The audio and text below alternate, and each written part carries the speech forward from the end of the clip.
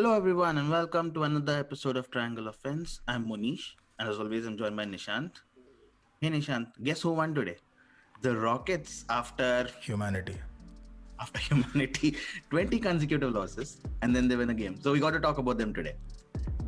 They have a new coach, Steven Silas, and imagine his bad luck. Right since he came in, he's been having to deal with one issue after the other. First, Russell Westbrook, for whom the Rockets traded their entire future, decided that he won't. Yeah. Then James Harden, for whom the Rockets decided to dedicate their entire future and buy whomever he wanted and Yeah. fix a team around him, he demands a trade. First of all, he did not turn up for practice. He went missing. Then he came up and demanded a trade and almost said that he's leaving in a press conference before even it was official. And now, in the recent past, PJ Tucker said he wants to leave. He's been dealing with one issue after the other. He takes on a team with in return for James Harden, he got John Wall and Oladipo, who he has no idea how long will they stay because Yeah. John Wall has been playing basketball after 2 years. Yeah. Oladipo has no intention of staying long term. They offered him a 48 million contract extension. He said he wants to go. He didn't take the contract. So he's been having to deal with one issue after the other. And imagine this is a guy with his first year in coaching. He's been an assistant coach all his life, looking for this one opportunity, and he gets a team like in this situation. It's going to be tough for him.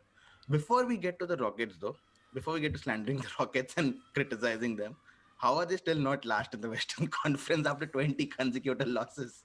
How bad are the Timberwolves?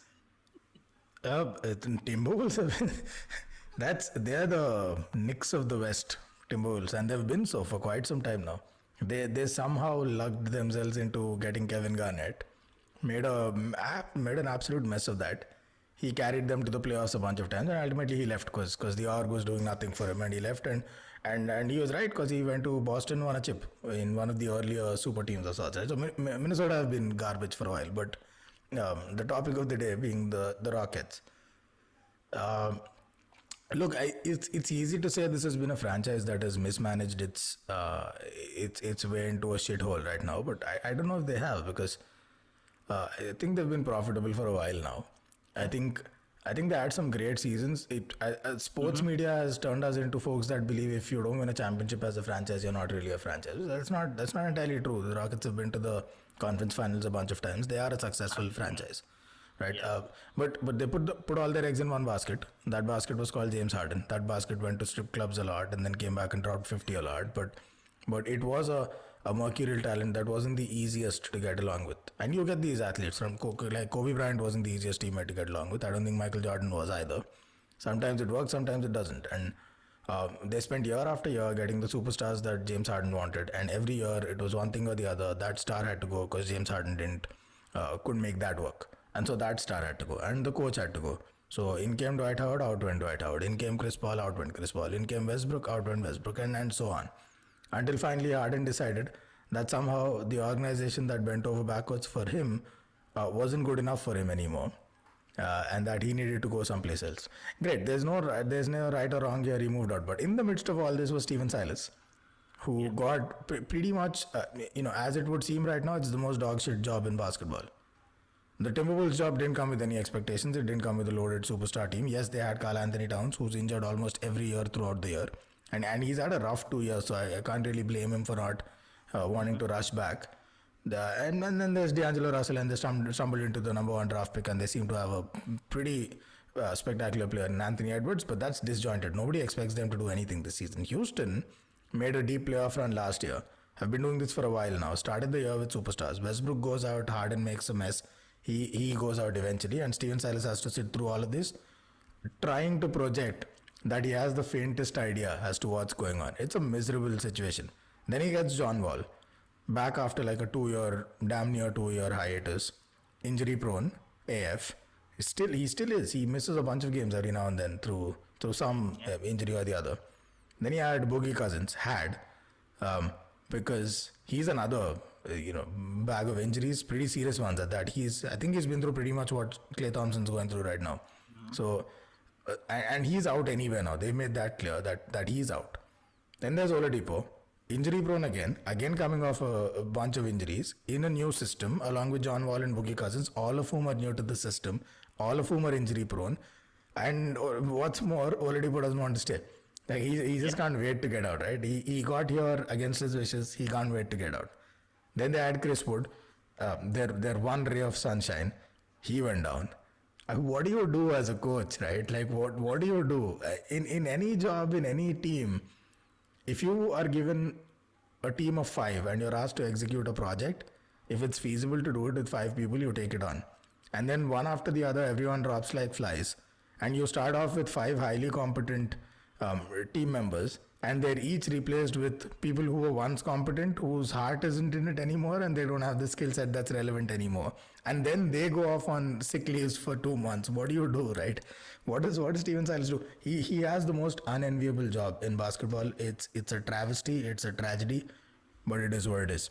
My only hope is he can do enough here to. He's going to lose his job at some point. I don't think there's any doubt that he can do enough here to convince someone to give him a shot. That's his best case scenario. So the Rockets, like you said, have been a pretty successful franchise, and they're one of the most popular franchises even globally, right? They've had a winning record since 2005 or 6, and they've made the playoffs for 8 consecutive seasons, which is the longest streak right now in the NBA playoffs. So one unfortunate year for them. I think they'll be back soon. Yeah. But the situation is kind of strange and tricky because they traded the entire future for Russell Westbrook, got a bit of it back in return for James Harden. But next year, what do? They keep John Wall because you don't know how long he's going to last, or even if he's worth that huge salary that he's getting. They don't own the first round pick. OKC, the mafia, the draft mafia, has the first round pick unless it's a top 4 pick. It's a top 4 protected pick. Yeah. So if the Rockets don't finish in the top 4, OKC are getting the pick as well. So the Rockets are going to stink it up for some more time, even not just this season. Even the next season looks very grey for them. One bright beacon is Christian Wood, like you said, who unfortunately got injured, or else he was in the running for most improved player. And so what do they do now? I mean, do they keep John Wall? Oladipo's situation is tricky as well. He's not taking a smaller contract. He wants a bigger contract, and Christian Wood is there. So, and they got a nice player in Kevin Porter Jr. as well, who's been shining since he came through. So they do have the talent, but the whole contract situation is kind of messy. So what do they do from here? Well, one good sign is they don't seem afraid to rebuild. So they're going back to the drawing board. They're going to build from scratch. And because Westbrook's out, Harden's out, right? They gave up the greatest center to have ever played basketball in the last decade or so. So PJ Tucker's out. They might just flip Eric Gordon too. So they seem to be going down the OKC route, except OKC have a bunch of draft picks and these guys don't. They have some protected draft picks, but I think a top 4 draft pick is highly likely given how they're playing and where they'll finish regardless of how they play for the rest of the season. I think they've got a very good shot. A top 4 pick should be almost guaranteed without a doubt if they finish where they stand even right now. Number 1 draft pick, maybe the odds can flip here and there, but somewhere in the top 4 is almost a guarantee. So they should do that. They should absolutely tank. There's nothing to be gained by making a push, because their best case scenario in a push is they'll finish 11th or something like that. Nothing better than that. Bottom 4 for sure in the West. So they should absolutely tank. I don't think John Wall is the biggest question they're facing. I think Oladipo is a tougher proposition, because unless they flip him before the trade deadline, doesn't he become a free agent at the end of the season? I think they'll lose him for nothing. Yes. So they've got to do that. They absolutely flip Oladipo. John Wall, it remains to be seen. If he can somehow come back to fitness, I still think he's an elite guard. So they can build around him and Chris Wood and bring in some good players around them. I think Houston is an incredibly attractive destination for free agents still. So they can take a shot at free agency. What they should do right now is flip Oladipo, tank, get that protected pick, keep it, go to the draft, pick up a good player. So you have a core now.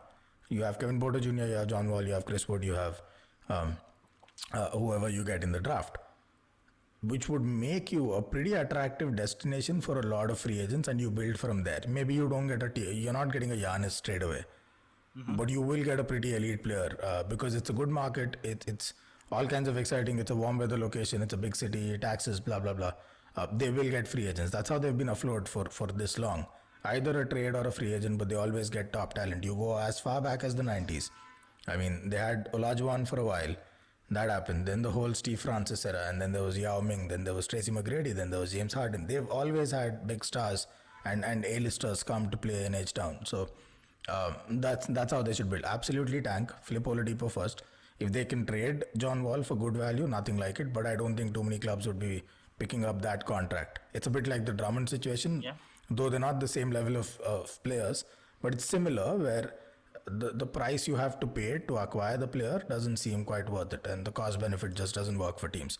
So either they keep him and see if they can make it work, or I'm afraid they'll probably enter a buyout situation with John Wall at some point. But I'd flip Oladipo first, tank the season, and take it from there. Yeah, I think the first objective is to finish below the Minnesota Timberwolves. That's going to be a tough That's ask. tough. in Yeah, itself. that's tough. Because how much more do you lose, right? You lost 20 consecutive games and Yeah. you're still sitting ahead of them. Timberwolves are a different story anyway because they traded their entire franchise again for D'Angelo Russell, and D'Angelo and Cat has played like 90 minutes together in the whole season, which is like pointless. Yeah, I told you, like that trade made no sense to me, other than like Wiggins wasn't happy, so they had to flip him, and for some reason, I am not a big fan of friends teaming up unless they have a proven track record of being capable of putting everything above their friendship, and like forget the friendship. A proven track record of making things work, taking teams to playoffs, knowing how to thrive in the postseason. Without that, there's not too many success stories.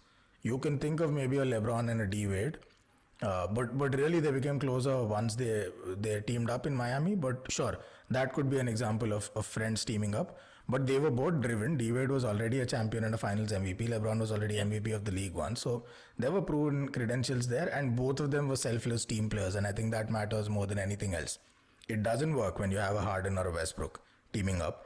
It's so far, I don't know, we've not even seen it, but I'm not a fan of this D'Angelo Russell, Karl Anthony Towns thing. Neither of them have any experience in the postseason of doing anything. Like they played a game here and there, D'Angelo Russell, but it isn't worth anything. So it's like taking a punt on a couple of draft picks, really.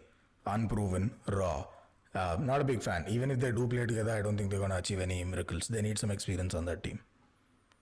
So yeah, the Rockets have a tough task on hand to finish lower and lower. They're going the 76ers way finally. But I think it's one bad season. I think they'll be back and we'll keep our eyes on them. All right, then. That's all for today. All right. All right, we'll see how man. that goes and I'll catch you tomorrow. Bye. Peace.